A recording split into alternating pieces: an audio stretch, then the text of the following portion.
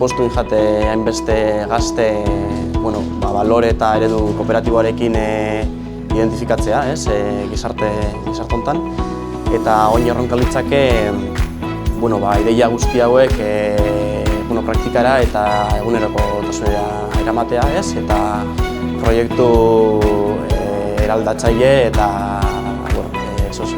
gizarteakin konprometuta dagoen proiektuetara bideratzea.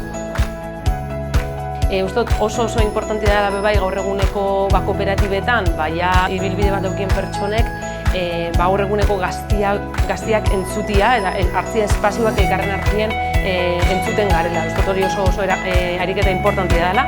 Alde batetik ikusten dugulako gaur eguneko gazteak kooperatibismora erakartzeko beharra badauela, eta uste dut horretarako oso importantea dela barruan dauzen pertsonak belarrixagoa irekitzea gaur eguneko gaztiagoe euren ze behar dituzten euren artean gaur egunean oso erabilia dan match terminua euren artean gertatzeko,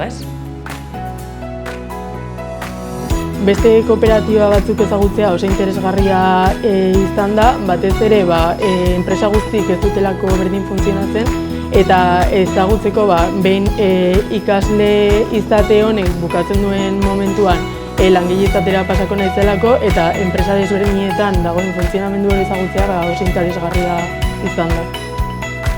Realmente hay que buscar la manera de acercar el cooperativismo a la gente joven, ¿no? Uno de los retos principales que tiene el mundo cooperativo es ese, y va un poco de la mano con el relevo generacional también, y luego también cómo se inculcan los valores del cooperativismo dentro de esa gente joven. Olako ekitaldiek gazteriarentzat iritziz, etorkizuna begira asko lagunduko digute, gure bidea apurtxe bat irekitzen eta gure bidea sortzen kooperatibismo munduan.